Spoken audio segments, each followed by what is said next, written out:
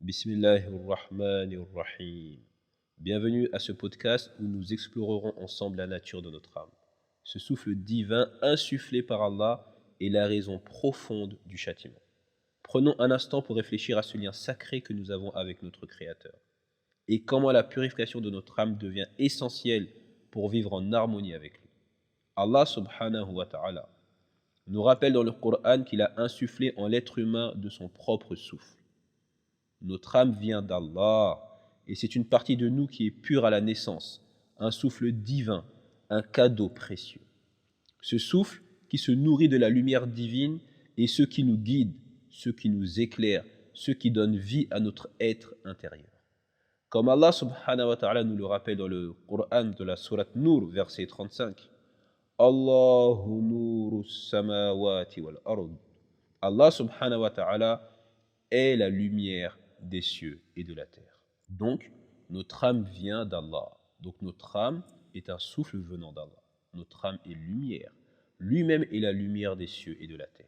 Mais lorsque nous péchons, lorsque nous désobéissons, nous ne faisons pas simplement de mauvais actes, nous souillons ce souffle divin. Nous entachons cette lumière que nous avons reçue d'Allah. Imaginez ceci. Allah nous a donné un t-shirt blanc immaculé, pur. Ce t-shirt représente notre âme, pure et lumineuse, prête à recevoir la lumière divine. Allah nous invite dans sa demeure où un festin merveilleux est préparé. Mais il y a une condition pour entrer dans cette demeure et participer à ce festin.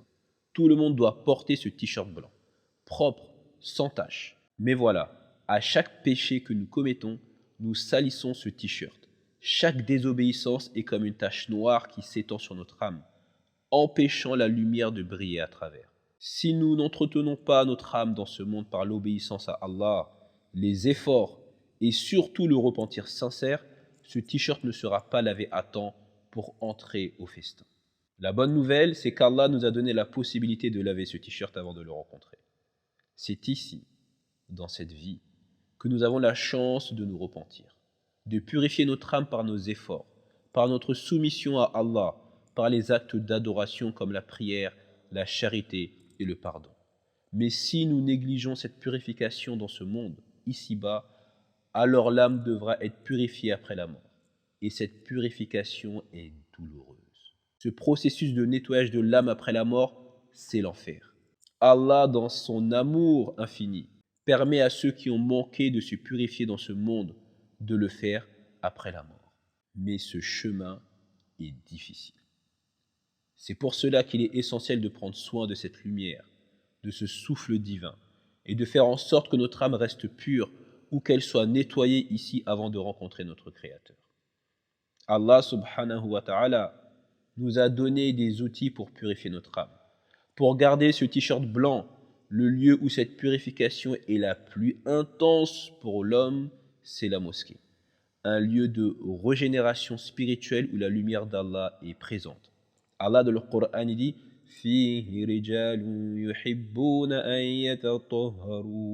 dans les mosquées, il y a des hommes qui aiment se purifier. Dans la mosquée, nous nous engageons dans des actions qui purifient. Le dhikr, le rappel d'Allah, la lecture du Coran, les invocations, l'entraide, et etc. Et bien entendu, la femme, son lieu de purification le plus intense, est dans l'endroit qu'elle aura réservé pour faire les prières chez elle. C'est comme si chaque action que nous faisons là-bas est une manière de laver notre âme, de blanchir ce t-shirt pour qu'il soit propre à nouveau. Frères et sœurs, avant de conclure, écoutons attentivement ces versets de la sourate Ash-Shams, la sourate du soleil, où Allah subhanahu wa ta'ala y jure, non pas une fois, mais de nombreuses fois, ce qui montre l'importance extrême de ce qu'il va dire à la fin. Et on ne trouvera aucun endroit dans le Coran où Allah y jure autant. Allah subhanahu wa ta'ala, il dit وَالشَّمْسِ وَضُحَاهَا وَالْقَمَرِ إِذَا تَلَاهَا والنهار إذا جلاها والليل إذا يغشاها والسماء وما بناها والأرض وما طحاها ونفس وما سواها فألهمها فجورها وتقواها قد أفلح من زكاها وقد خاب من دساها. Allah subhanahu wa ta'ala, il dit, par le soleil et par sa clarté, et par la lune quand elle le suit, et par le jour quand il l'éclaire, et par la nuit quand elle l'enveloppe, et par le ciel et celui qui l'a construit, et par la terre et celui qui l'a étendue, et par l'âme et celui qui l'a harmonieusement façonné. Et lui a alors inspiré son immoralité de même que sa piété. A réussi, certes celui qui la purifie, en parlant de l'âme, et est perdu, certes celui qui la corrompt. Le message est clair et crucial. A réussi celui qui purifie son âme, et a échoué, malheureux celui qui la souille. Allah subhanahu wa ta'ala, il dit Kalla bal rana ala qulubihim ma kanu yaksibun. Mais non, ce qu'ils ont accompli couvre leur cœur d'une rouille impénétrable. Dans la sourate Al-Mutaffifin. Ce verset illustre parfaitement le lien entre nos actions et l'état de notre âme. Allah nous met en garde contre l'effet des mauvaises actions, qui, si elles sont répétées, finissent par recouvrir notre cœur d'une sorte de rouille spirituelle. Cette rouille agit comme un voile, empêchant notre âme de recevoir la lumière divine. Qu'est-ce que cela signifie? Que notre salut dépend de la purification de notre âme, que la perte est en lien avec la souillure de notre âme, pas avec le péché en lui-même. Allah subhanahu wa ta'ala, il dit dans un récit divin, ô mon serviteur, innaka ma da'awtani wa rajawtani ghafaratu laka ala ma kana fika wa la ubali. Subhanallah. Ô mon serviteur, tant que tu m'invoques, tu fais des doigts et tu espères en moi, je te pardonnerai tout ce qu'il y a en toi, peu importe le nombre, la quantité, la gravité de tes péchés. Allah, il châtie pour la salissure de cet âme. C'est notre mission en tant qu'être humain. Allah nous a donné les moyens de réussir, de purifier cette âme, mais si nous la souillons par nos péchés et laissons l'immoralité dominer, alors nous nous condamnons nous-mêmes. Allah jure pour nous rappeler que ce n'est pas quelque chose à prendre à la légère. Le succès et l'échec dépendent de cet acte fondamental. Purifier notre âme, ce souffle divin qui nous a été confié. Merci d'avoir écouté cet épisode. Si ce message vous a touché, n'hésitez pas à le partager.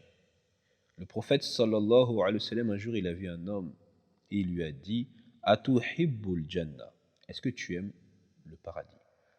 Qala na'am, l'homme a répondu « Oui ». Et le Nabi sallallahu alayhi wa sallam, il lui a dit « Fa'ahibba li akhika ma tuhibbu li nafsik » Il a dit « Alors aime pour ton frère ce que tu aimes pour toi-même ».